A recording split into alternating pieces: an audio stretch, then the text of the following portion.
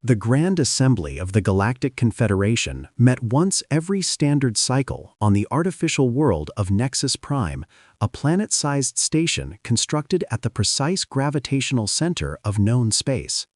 Representatives from 847 member species gathered in the Deliberation Sphere, a vast chamber where holographic projections allowed each delegate to appear at equal scale, regardless of their species' actual size.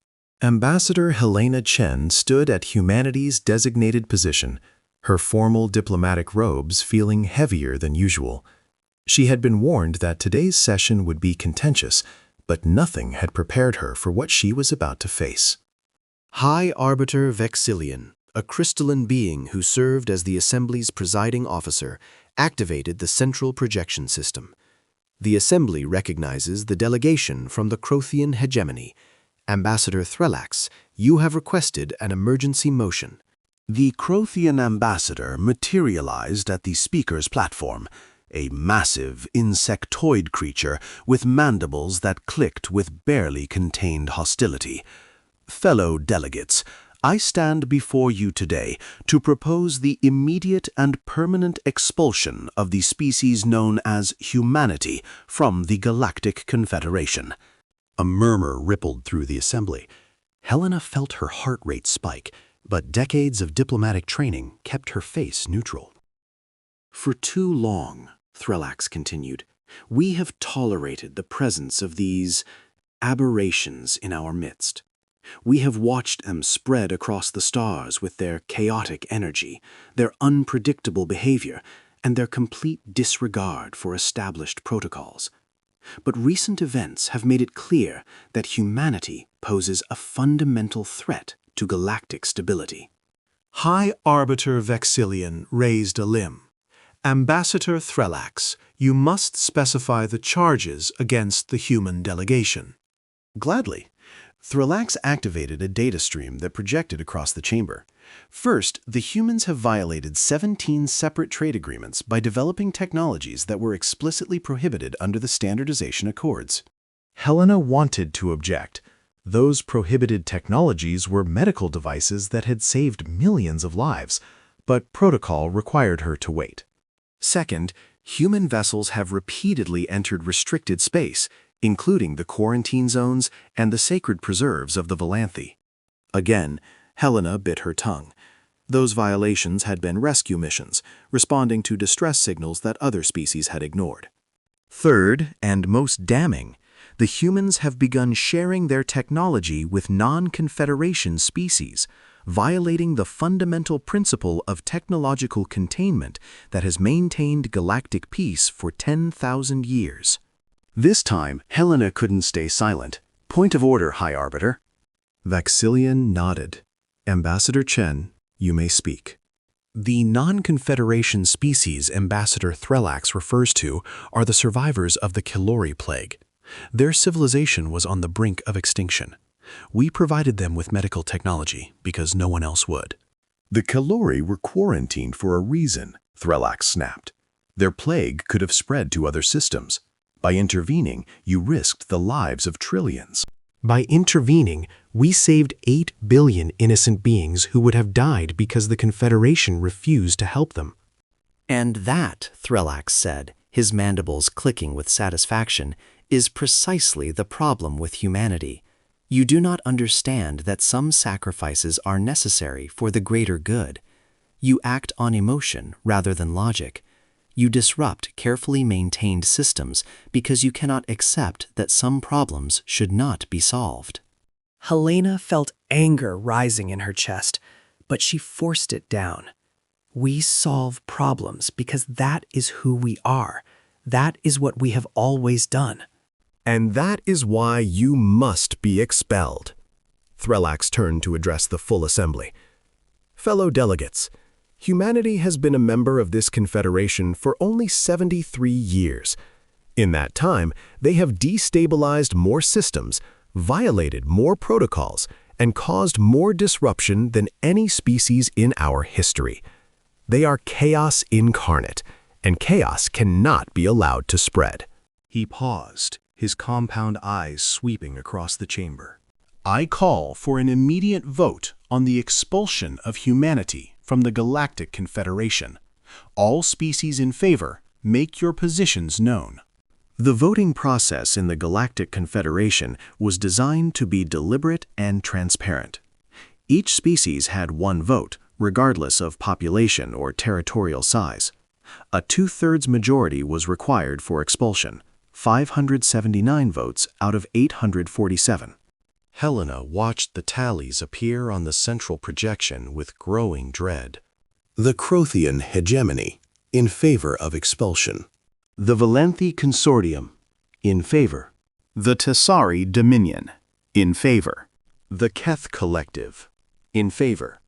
One by one, the votes piled up. Species that humanity had traded with, collaborated with, even considered allies, they were all voting to cast Earth out of the galactic community. Why? Helena whispered to her aide, a young diplomat named Thomas Park. We've helped so many of them. The medical technology we shared with the Valanthi saved their colony on Axis 7. The agricultural techniques we developed with the Tessari increased their food production by 40%. It's not about gratitude, Thomas replied quietly. It's about fear. We've been too successful, too fast. We've changed things, and they're afraid of what else we might change. The votes continued to accumulate. The Morvatha Union, in favor. The Crystalline Accord, in favor. The Helix Federation, in favor. A few species voted against the motion. The Kelori, who owed their survival to human intervention, the Threnodi, who had developed strong cultural ties with Earth, a handful of others who had benefited from humanity's willingness to help. But they were too few. When the final tally appeared, Helena felt as though the floor had dropped out beneath her. Against, 19-8. The motion had passed. Humanity was no longer a member of the Galactic Confederation. High Arbiter Vexillian's voice was carefully neutral as he announced the result. The motion carries.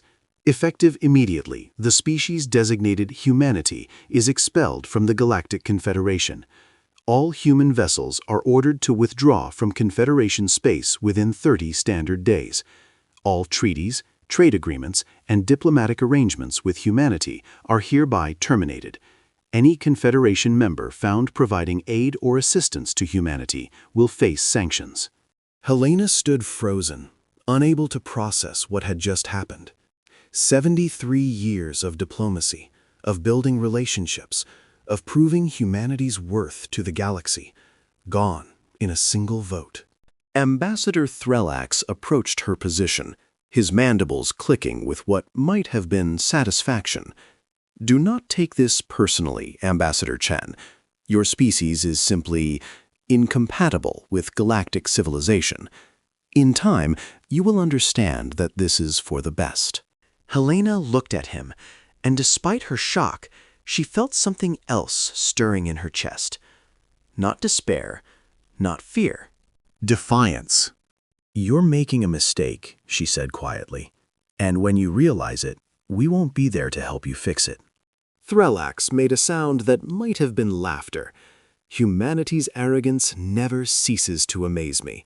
You have been a spacefaring species for less than 3 centuries. We have maintained this confederation for 10,000 years. I think we know what we're doing. He turned and walked away, leaving Helena standing alone in the vast chamber. Alone, but not defeated. The next 30 days were chaos. Human vessels withdrew from every corner of Confederation space. Cargo ships laden with trade goods that would never reach their destinations. Scientific expeditions recalled from research stations. Diplomatic missions packing up centuries of cultural exchange. The Confederation's borders, once open to humanity, slammed shut like airlocks. On Earth, the reaction was a mixture of shock, anger, and grim determination. President Maria Santos addressed the United Nations General Assembly on the final day of the withdrawal period. Her face was drawn, but her voice was steady. 73 years ago, humanity took its first steps into the galactic community. We were eager, perhaps naive, believing that the principles of cooperation and mutual benefit that had helped us survive on our own world would translate to the stars. She paused, looking out at the assembled representatives of Earth's nations. We were wrong. Not about cooperation, that remains our greatest strength, but about the nature of the galaxy we were entering. The Confederation does not want partners. It wants conformity. It does not want innovation. It wants stagnation. It does not want to solve problems. It wants to manage them. The chamber was silent, waiting. They have expelled us because we dared to help those they would have left to die. They have expelled us because we developed technologies they feared. They have expelled us because we refused to accept that some problems are unsolvable. President Santos straightened her shoulders. Very well. If the galaxy does not want us as members, we will build our own future. We will continue to innovate. We will continue to help those who need help. We will continue to be who we are. And someday, perhaps soon, perhaps generations from now, they will understand what they lost when they cast us out. She looked directly into the cameras. To the Galactic Confederation, you have made your choice. Now you will live with the consequences. And when those consequences become clear, remember this moment. Remember that you chose this path. In the years that followed, humanity did exactly what they had promised. Unable to trade with Confederation members, they developed new technologies at an accelerated pace, technologies that the Confederation had explicitly forbidden under the Standardization Accords. Faster than light drives that cut travel times by a factor of 10, energy generation systems that made traditional fusion reactors obsolete, medical technologies that could cure diseases the Confederation had considered incurable for millennia. Unable to access Confederation space, they expanded in other directions, into uncharted regions that the Confederation had declared too dangerous or too distant to explore. They discovered new worlds, new resources, and new species that had never encountered galactic civilization. And those species, seeing what humanity had to offer, made a different choice than the Confederation had made. The Kilori, already grateful to humanity for saving their civilization, became Earth's first formal ally.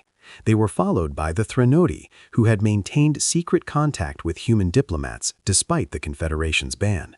Then came the Varathi, a species that the Confederation had quarantined centuries ago for reasons that turned out to be based on outdated scientific understanding. Within a decade, the human zone, as the Confederation dismissively called it, had grown to include 15 species. Within 2 decades, that number had tripled. And the human zone was different from the Confederation in fundamental ways.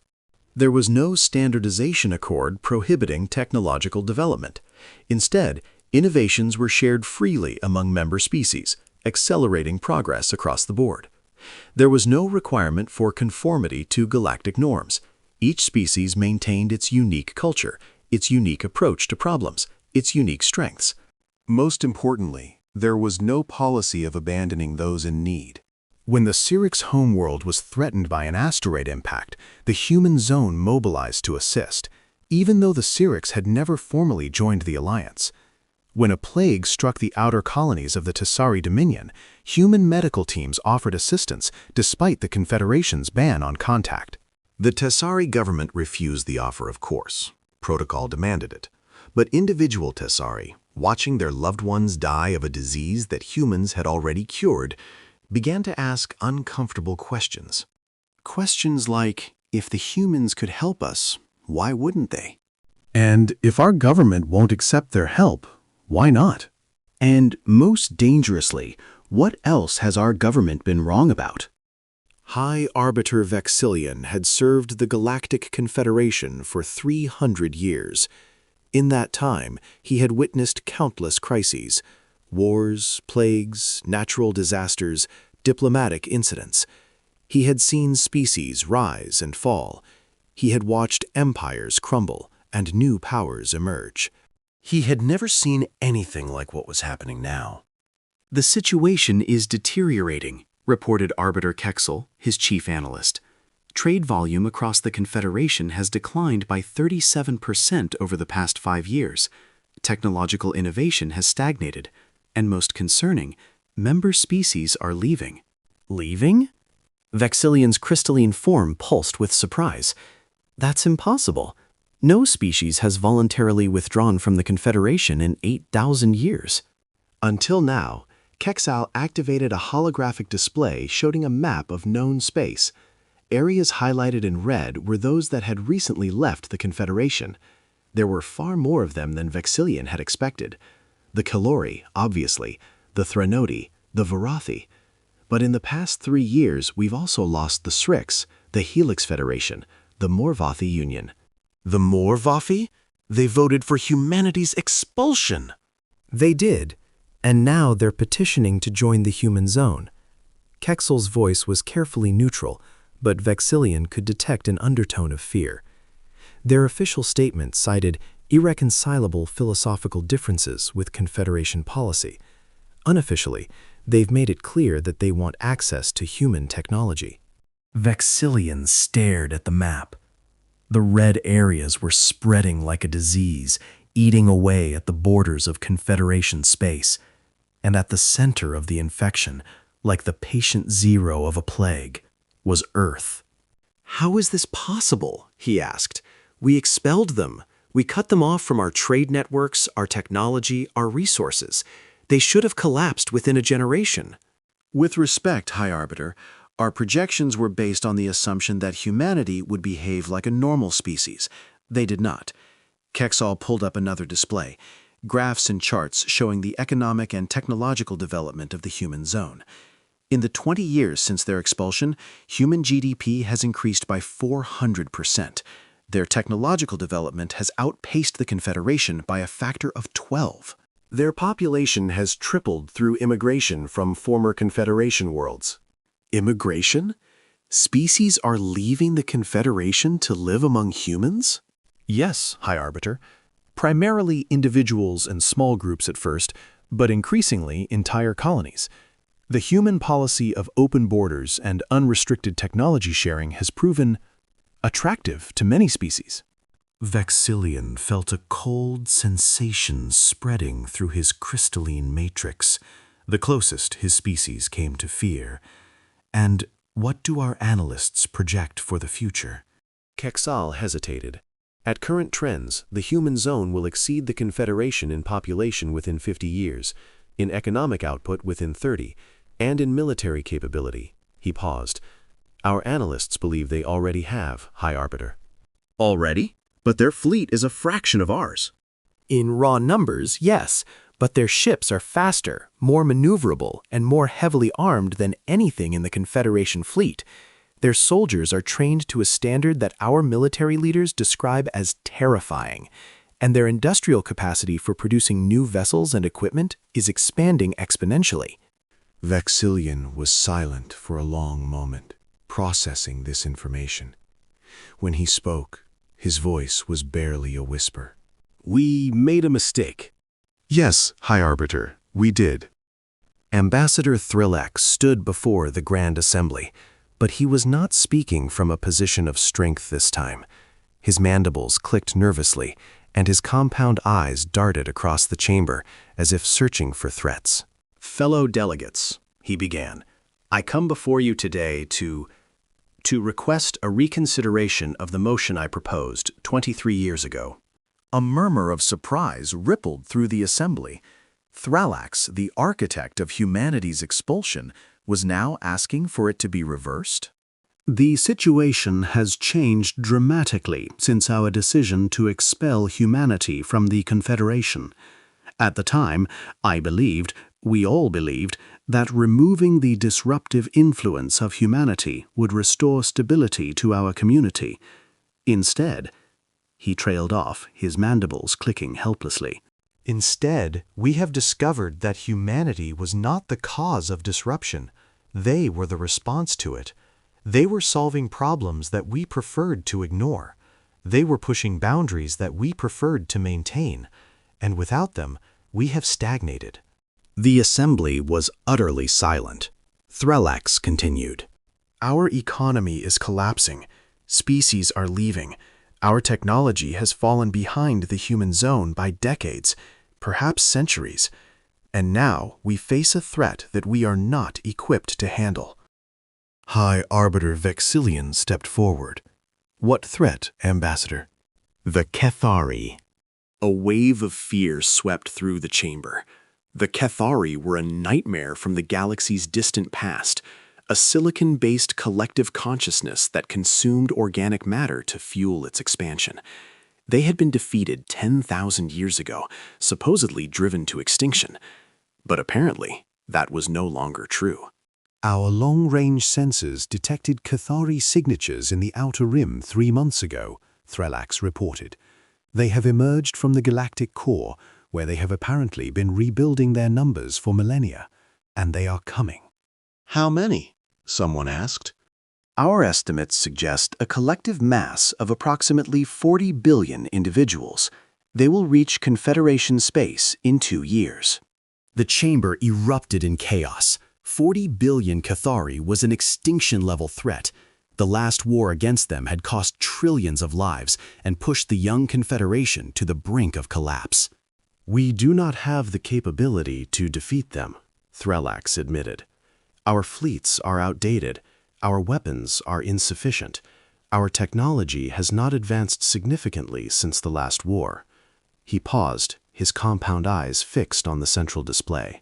But the humans might. The humans? Someone scoffed. They were expelled. They owe us nothing. That is precisely why I am here. Threlax's voice dropped. I am requesting permission to approach the human zone and ask for their help. The silence that followed was deafening. Helena Chen was 71 years old now, retired from active diplomacy, but still consulted on matters involving the Confederation. When the message arrived from Earth's government, she read it 3 times before she believed it. The Confederation wanted to talk. They have some nerve, she muttered, handing the tablet to her husband, Marcus. 23 years of silence, and now they want to negotiate? They're desperate, Marcus replied. The Cathari are coming, and they know they can't win without us. And why should we help them? They threw us out. They banned our ships from their space. They tried to isolate us from the entire galaxy. They did, and you know as well as I do that we're going to help them anyway. Helena sighed. Marcus was right, of course. That was who humans were. They didn't abandon people in need, even people who had wronged them. It was the same instinct that had gotten them expelled in the first place. Fine, she said. I'll take the meeting, but I'm not making any promises. 3 weeks later, Helena stood on the observation deck of the Terran diplomatic vessel Olive Branch, watching as they approached Nexus Prime for the first time in over 2 decades. The station looked exactly as she remembered it, a vast artificial world hanging in the void, its surface covered with spires and domes representing the architecture of hundreds of species. The last time she had been here, she had been cast out in disgrace. This time was different. The Olive Branch was escorted by a dozen Terran warships, not as a threat, but as a statement. The human zone had grown powerful in its exile, and they wanted the Confederation to know it. Ambassador Threlax met her in the docking bay, looking somehow smaller than she remembered. His mandibles clicked nervously as he approached. Ambassador Chen, thank you for coming. Ambassador Threlax. Helena kept her voice neutral. You requested this meeting. What do you want? We want, to discuss the possibility of an alliance against the Cathari. He hesitated. And perhaps the possibility of reversing the expulsion vote. Reversing it? You mean admitting you were wrong? Threlax's compound eyes flickered. That is an accurate characterization. Helena studied him for a long moment. 23 years ago, this being had stood before the Assembly and called humanity a threat to galactic stability. He had orchestrated their expulsion, had condemned them to exile, and now he was asking for help. Part of her wanted to refuse, wanted to tell him that humanity had built something better without the Confederation, that they didn't need to be part of his stagnant, fearful community, wanted to let him face the Cathari alone. But that wasn't who she was. That wasn't who humanity was. "Let's talk," she said. The negotiation took place in the same deliberation sphere where Helena had been expelled 23 years ago. The irony was not lost on her. High Arbiter Vexillion presided, though his crystalline form seemed somehow dimmer than she remembered. The representatives of 847 species, minus those who had left to join the human zone, watched as Helena took the speaker's platform. The human zone has reviewed your request for military assistance against the Cathari, she began. We are prepared to offer that assistance, but not unconditionally. "Name your terms," Vexillion said. First, the immediate reversal of the expulsion vote and the restoration of humanity's full membership in the Galactic Confederation. Agreed. Second, the formal dissolution of the Standardization Accords and the establishment of a new policy encouraging technological innovation rather than restricting it. This provoked murmurs of concern, but Vexillion nodded. Continue.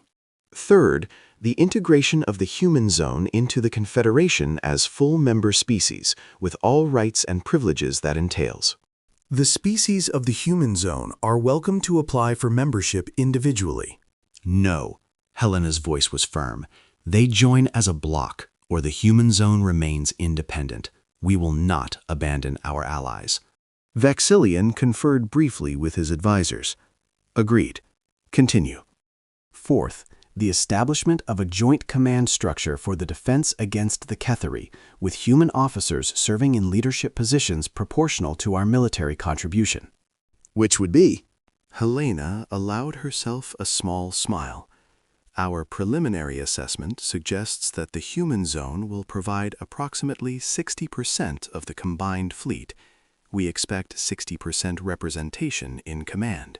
The chamber erupted in protest. 60%? That would make humanity the dominant military power in the Confederation overnight. But Helena stood her ground. You asked for our help. This is the price. We will not send our people to die under the command of officers who expelled us 23 years ago. The protest continued for several minutes, but eventually Vexillion raised a limb for silence. The Confederation accepts your terms, Ambassador Chen. Shall we proceed with the vote? One more thing. Helena turned to face the full assembly. 23 years ago, you voted to expel humanity because we were incompatible with galactic civilization. You said we were chaotic, unpredictable, disruptive. You said we didn't understand that some problems should not be solved. She let the silence stretch. You were right about one thing. We are different. We do see problems differently. We do act differently. But that is not a weakness. It is our strength. And over the next 2 years, as we fight the Cathari together, you will understand why. She stepped back from the platform. Now let's vote. The integration of human forces into the Confederation's defense structure was unlike anything the galaxy had ever seen. Human ships were faster, more maneuverable, and more heavily armed than their Confederation counterparts, but that was only the beginning. Human military doctrine emphasized adaptability, initiative, and aggressive action. Where Confederation fleets relied on rigid formations and centralized command, human forces operated in flexible, decentralized units that could respond to changing conditions in real time. General Sarah Okonkwo, commander of the Terran Combined Fleet, met with her Confederation counterparts on Nexus Prime to coordinate strategy. The Cathari are a collective consciousness, she explained, projecting tactical data across the conference room. That means they think and act as a single entity. Their response times are nearly instantaneous. They can coordinate 40 billion individuals with perfect precision. How can we possibly fight such an enemy? Asked Admiral Vexthan, the Confederation's senior military officer. By being unpredictable, Okonkwo switched to a different display. The Cathari have fought civilizations before. They've developed tactics optimized for defeating conventional military forces. They expect rigid formations, predictable movements, defensive positions. And we won't give them that. Exactly. Human military doctrine is built around adaptability and initiative. Our commanders are trained to make independent decisions based on local conditions without waiting for orders from central command. The Cathari won't know how to respond because no two human units will fight the same way. Admiral Vexthon looked skeptical. With respect, General, the Confederation has millennia of military tradition. We cannot simply abandon our doctrines in favor of human chaos. I'm not asking you to abandon your doctrines. I'm asking you to supplement them. Okonkwo leaned forward. Your ships will form the defensive line. You'll hold the core systems, protect the civilian populations, maintain the positions the Cathari expect to see. Meanwhile, human forces will operate independently, raiding their supply lines, disrupting their communications, forcing them to react to threats they can't predict. Guerrilla warfare. In space. Exactly, Okonkwo smiled. We've been practicing it for centuries. Trust us, we know what we're doing. The Cathari arrived in Confederation space on schedule, their vast collective emerging from hyperspace like a nightmare made manifest. 40 billion individuals, each one a crystalline being capable of absorbing organic matter and converting it to fuel. They had no ships in the conventional sense. Their collective body was the ship, a living structure that could reshape itself at will. They moved through space like a malevolent amoeba, engulfing everything in their path. The first Confederation defense line crumbled in hours. Admiral Vexthon watched in horror as his fleet was overwhelmed. The Cathari didn't fight like any enemy he had faced before. They didn't form battle lines or exchange fire. They simply engulfed, breaking down the molecular structure of ships and crews alike. All forces fall back to secondary positions, he ordered. General Okonkwo, where are your ships? Patience, Admiral. Okonkwo's voice was calm, almost casual. We're in position. In position? My fleet is being destroyed. Your fleet is buying us time. Just a little longer. Vexthon watched helplessly as another wing of Confederation ships vanished into the Cathari collective. They were dying, thousands of beings dying every second, and Okonkwo was asking for patience? Then, suddenly, he understood. The Cathari collective had extended itself to pursue the retreating Confederation fleet. In doing so, it had stretched thin, its unity weakened by the distance. And into that weakness, human ships struck. They came from every direction at once, hundreds of vessels, each one moving independently, striking at a different part of the collective. They weren't trying to destroy the Cathari, they were trying to confuse them. And it was working. The collective, designed for unity, suddenly found itself facing an enemy that had none. Human ships attacked without coordination, without pattern, without any logic the Cathari could anticipate.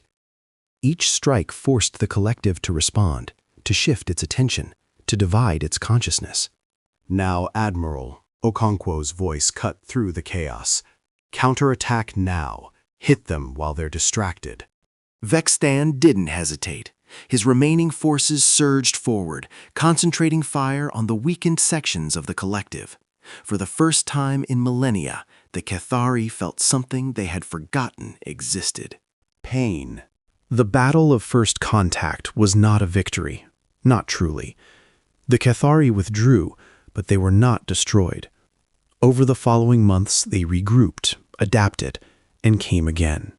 The war that followed was the most brutal in galactic history.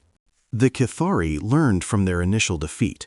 They adjusted their tactics, developed countermeasures against human unpredictability, began to anticipate the chaos.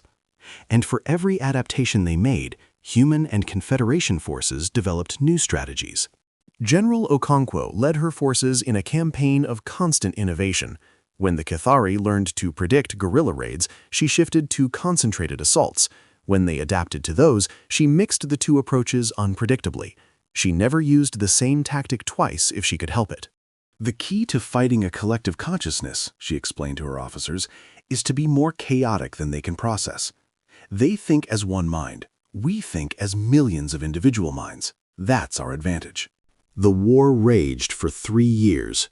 Entire star systems were destroyed. Billions of beings died.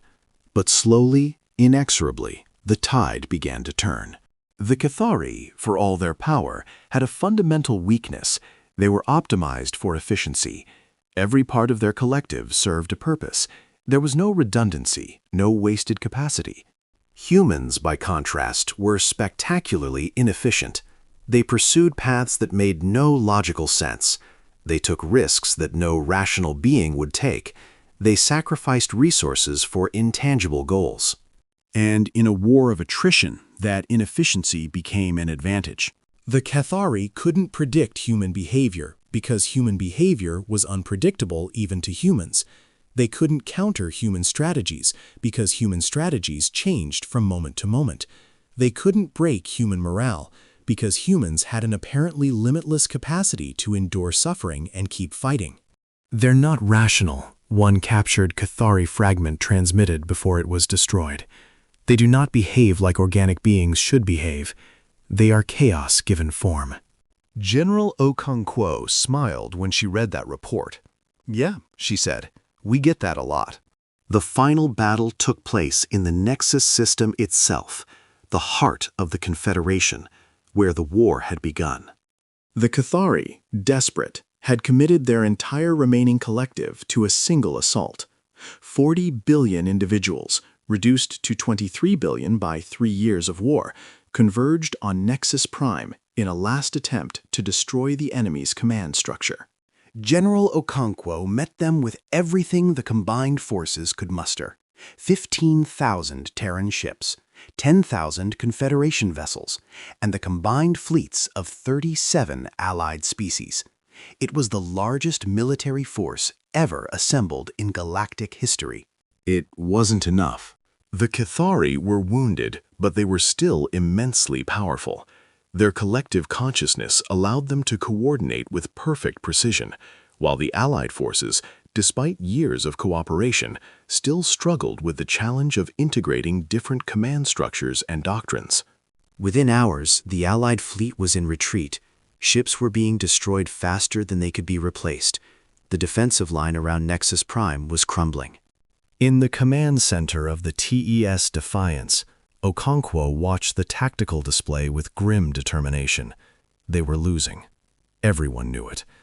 The question was, what to do about it.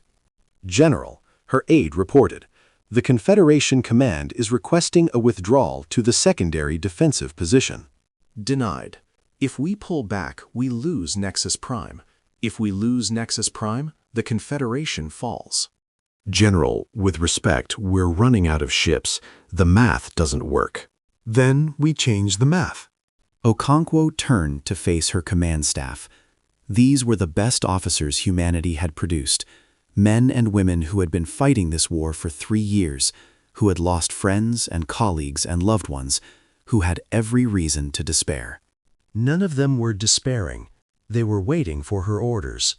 Here's what we're going to do, she said. Every ship in the fleet is going to target a single point in the collective, right here. She highlighted a section of the tactical display. That's their primary processing node, their brain, essentially. If we can destroy it, the collective will fragment. They'll still be dangerous, but they won't be coordinated. General, our simulations suggest that a direct assault on that node would result in 90% casualties. I know. The command staff was silent for a moment.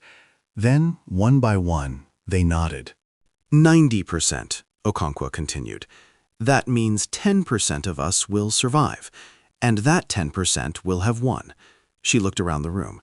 Any objections? There were none. Then let's do this.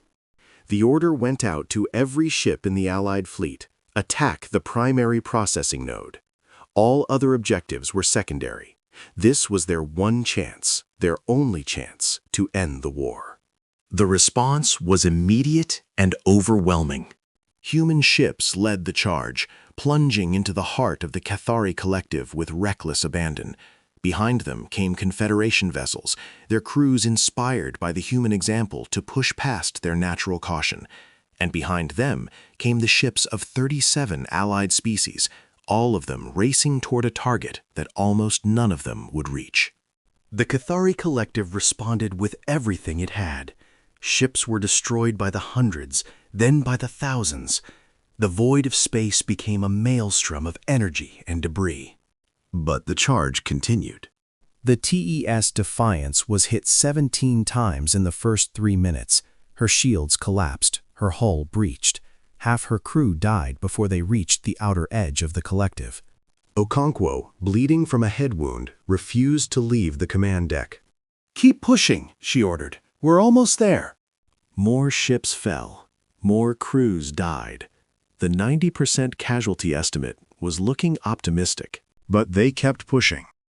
The Defiance reached the primary processing node with less than 100 meters to spare.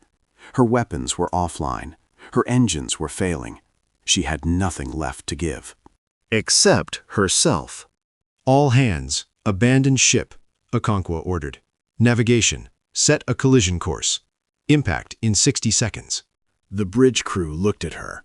None of them moved. "That's an order," she snapped. With respect, General, her first officer replied, "We're not leaving. We're seeing this through." Okonkwo looked at them. These men and women who were choosing to die so that the war might end. They weren't afraid. They weren't resigned. They were determined. They were human. "Then let's do this together," she said. The Defiance struck the primary processing node at maximum velocity. The impact was catastrophic, a fusion detonation that rippled through the collective's central nervous system. And in that moment, the Cathari collective shattered. The war was over. The Cathari, their collective consciousness fragmented, were unable to coordinate their movements or their defenses. The surviving Allied forces systematically destroyed the disorganized remnants over the following weeks. Not a single Cathari escaped. But the cost had been staggering. Of the 15,000 Terran ships that had begun the final battle, fewer than 1,000 remained. The Confederation fleet was similarly decimated. Billions of beings had died in the war. Entire species had been driven to extinction by the Cathari advance. And General Sarah Okonkwo was dead. Her sacrifice and the sacrifice of her crew had saved the galaxy. The primary processing node's destruction had been the turning point, the moment when the impossible became possible. Without her decision, without her willingness to give everything for victory, the Cathari would have won. A memorial was erected on Nexus Prime, a massive structure listing the names of every being who had died in the final battle. At its center was a statue of the Defiance, frozen in the moment of impact, with General Okonkwo's words inscribed on the base. "Then let's do this together." Helena Chen, now serving as Earth's permanent ambassador to the restored Galactic Confederation, attended the memorial's dedication ceremony.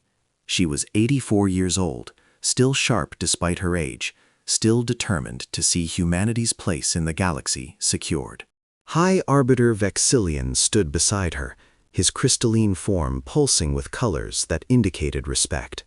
"We were wrong about your species," he said quietly. "We thought you were chaotic, unpredictable, dangerous. We expelled you because we feared what you might become." Helena looked up at the memorial, at the names of the dead, human and alien alike. "You were right to fear us," she replied.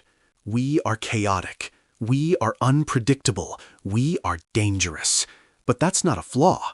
It's what makes us who we are. It's what allowed us to defeat the Cathari when no one else could." And what do you want now? What does humanity want from the Confederation? Helena was silent for a long moment. She thought about the vote that had expelled humanity, the years of isolation that had followed, the war that had cost so many lives. "We want what we always wanted," she said finally. "To be part of something bigger than ourselves. To contribute. To help. That's all we ever wanted. And if we had not expelled you, if we had accepted your help from the beginning? Then the Cathari might never have reached Confederation space. We would have detected them earlier, developed countermeasures sooner. Millions of lives might have been saved. Vexillion's colors shifted to something that might have been shame. We made a mistake. Yes, you did. Helena turned to face him directly. But mistakes can be forgiven. That's another thing humans understand. We're not perfect. We make mistakes all the time, but we try to learn from them. We try to do better. And can the Confederation do better? Helena smiled, the first genuine smile she had allowed herself since the war began.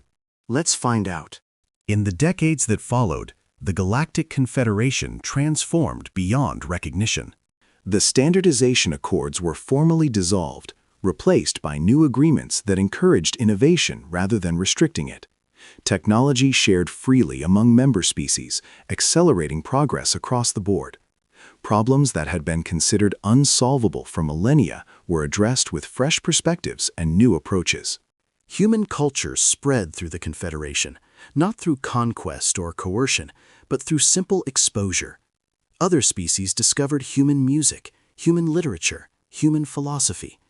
They learned about human history, the endless struggles, the hard-won victories, the refusal to give up in the face of impossible odds.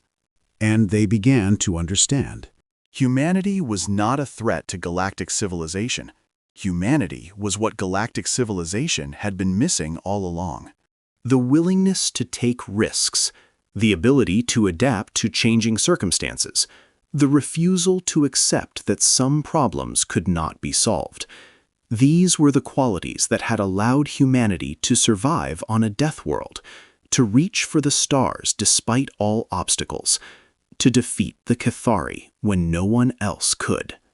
The Confederation had expelled humanity because they were different. Now they embraced humanity precisely because of that difference.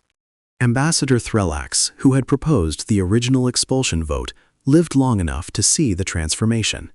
In his final years, he wrote a memoir titled The Greatest Mistake, in which he reflected on his decision and its consequences. I believed that humanity was incompatible with galactic civilization, he wrote. I was wrong. They were not incompatible, they were essential. Their chaos was not a flaw to be corrected, but a strength to be embraced. And by rejecting them, we nearly destroyed ourselves. Let future generations remember this lesson. Diversity is not a weakness. The galaxy is vast, and it contains room for all manner of beings, including those who do not think as we do, who do not act as we act, who do not accept the limitations we accept.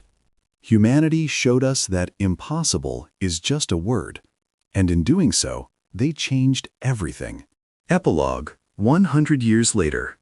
The centennial celebration of the Cathari victory was held on Nexus Prime, in the shadow of the memorial that bore General Okonkwo's name. Representatives from over 1,000 species gathered to commemorate the anniversary, nearly 200 more than had belonged to the Confederation before the war. The human zone had long since merged fully with the Confederation, and human influence was visible everywhere. Ships designed on human principles plied the trade routes. Medicines developed by human scientists cured diseases across the galaxy. Human art and music and literature had become part of the shared culture of 100 worlds. Ambassador Maria Chen, great-granddaughter of Helena Chen, named in honor of the president who had led humanity through the expulsion, addressed the assembly. 100 years ago, she said, the Galactic Confederation made a choice. They chose to expel humanity because we were different, because we challenged their assumptions, because we refused to accept that some problems were unsolvable. She paused, looking out at the assembled representatives, the descendants of those who had voted for expulsion, and the descendants of those who had fought beside humanity against the Cathari. That choice nearly destroyed us all. The Cathari came, and the Confederation was not ready. Only through the sacrifice of millions, human and alien alike, was the galaxy saved. She gestured toward the memorial, where General Okonkwo's statue stood eternal. Let us remember that sacrifice. Let us remember the cost of fear, the price of isolation, the danger of rejecting those who are different from us. And let us commit ourselves to a different path, a path of cooperation, of openness, of embracing the chaos that makes us who we are.